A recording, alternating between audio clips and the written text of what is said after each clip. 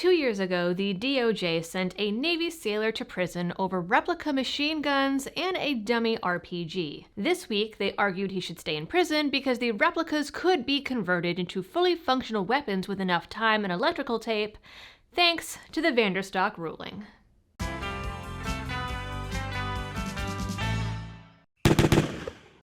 Hello everyone, and welcome back to the channel.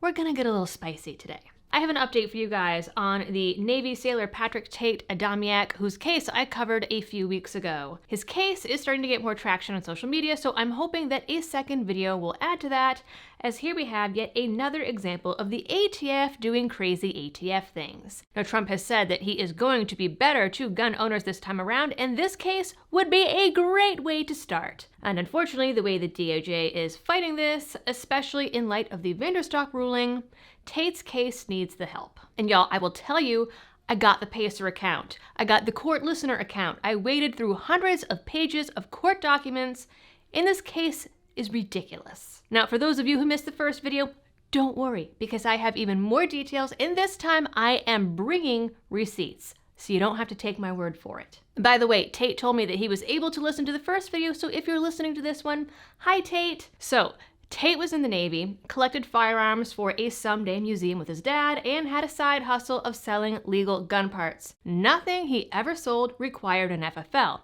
This is important. The side hustle got big enough that he was in Gunbroker's top 500 sellers, and it seems this gained some attention from the wrong alphabet people, and the ATF took a guy they had on felon in possession charges, turned him into a CI, and just set him loose on the quest to find someone selling illegal machine guns. Enter Tate, a Navy E6 who'd just been accepted to Naval Special Warfare and who had in his possession a few toy replicas and some cut-up World War II parts. I think you can tell where this is going. But before I tell you all how Tate ended up in prison for the next 20 years and how the DOJ is fighting his appeals, I would like to thank Ammo Squared for being a friend of this channel and thank them for the box of ammo that they sent me that, when she saw me opening at Kiddo, was convinced was a treasure chest. She's not entirely wrong.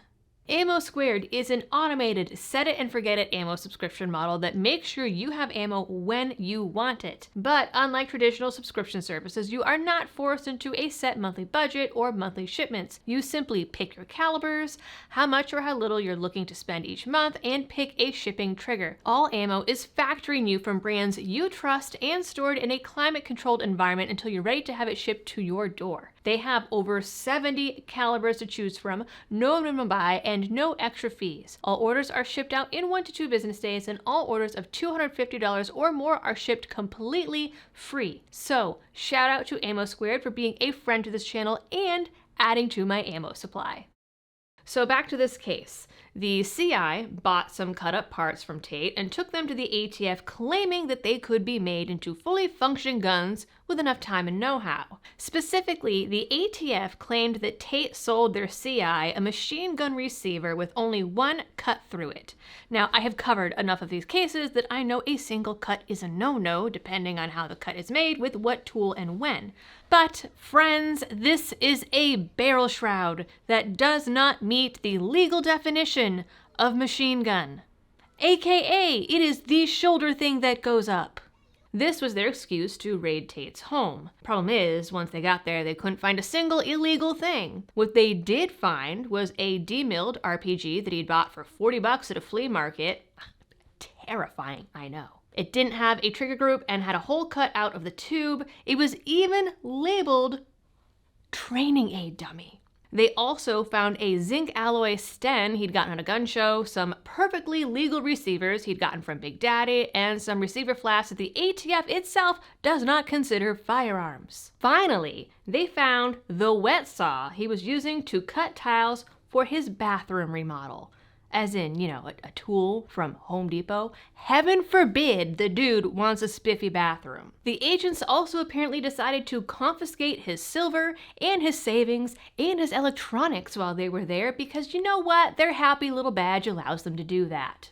The ATF decided that altogether, this could only be criminal intent. Rather than say, whoops, we done f***ed up, the ATF arrested him and charged him with illegal possession of NFA items using the new frame and receiver rule to charge him 4 months before the rule was implemented, even though the rule still doesn't apply to what Tate had in his possession. Because, when is the ATF ever gonna admit that they f***ed up? Tate was arrested in April 2022, and I would like to note here that for a guy that's supposedly so dangerous to society that he needs 20 years, his bond was $2,000.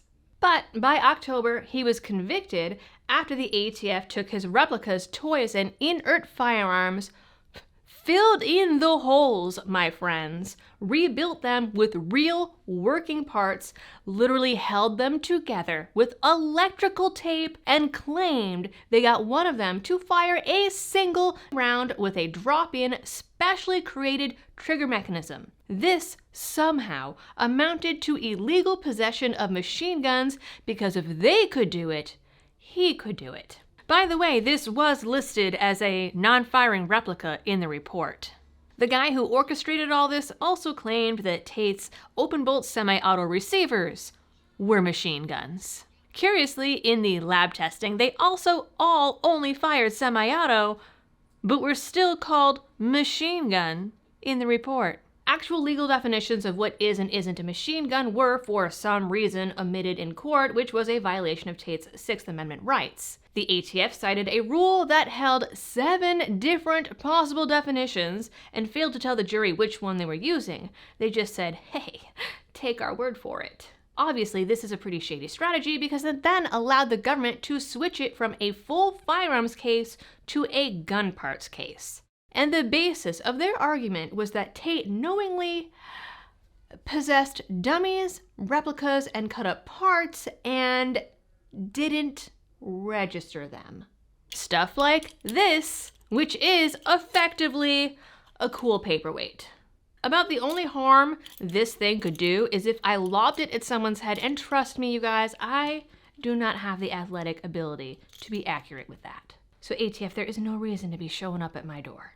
Now, Tate's apparently not great lawyers never called on his expert witnesses for some reason and allowed the DOJ to convince the jury that inert objects are fully functional machine guns and destructive devices, at times citing things that weren't even in the statute the DOJ claimed to be charging him under. To top it off, the government relied primarily on the testimony of a CI whose testimony as to how long it would take him to build firearms shrank over the course of the trial the way one expects the catch in a fishing story to grow.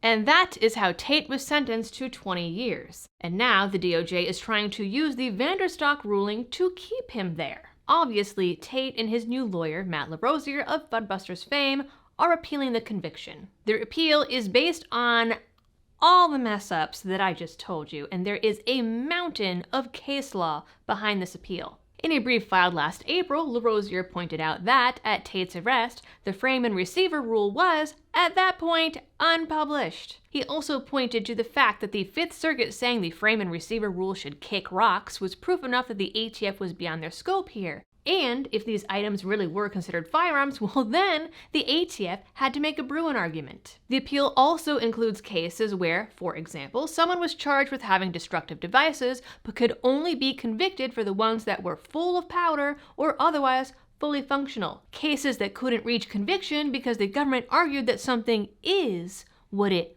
resembles. Cases that were thrown out because even when the government argued that X could be converted to Y, the guy didn't own the tools to do it, so he couldn't be found guilty of criminal intent to do the thing. The appeal pointed to the now decided Vanderstock case, again, for a rule that the DOJ used to prosecute Tate before it went into effect. And even then, the AG didn't even sign the rule until 4 days after Tate was arrested. So disrespectfully, ATF, f*** you. See, with the first F-bomb, I already had to mark it on YouTube, so I think I might as well just let a little of my Boston out and go for gusto, because seriously, you guys don't know how much I filter for you. This, not a lady. It is ma'am! The appeal has been bouncing around, and in February, LaRosiere also pointed out a case called United States v. Justin Bryce Brown, where machine gun charges were dismissed on Second Amendment grounds despite being technically actual, fully functional machine guns in that case, rather than dismantled parts and replicas like in Tate's. He added that now we also have Bruin, so the government needs to prove a historical analog here to support their case against Tate. First, the government argued that they couldn't use Brown because it was unpublished, which is pretty damn ironic, all things considered, and because it was from a different circuit. The government also said that decisions made before Bruin are set in stone, basically, and not open to being reassessed under a Bruin lens. And of course, they argued it's not a Second Amendment case because apparently shall not be infringed and might as well be a special on a Chinese takeout menu for the way the government treats it, though, you know what, honestly, maybe that's a bad metaphor because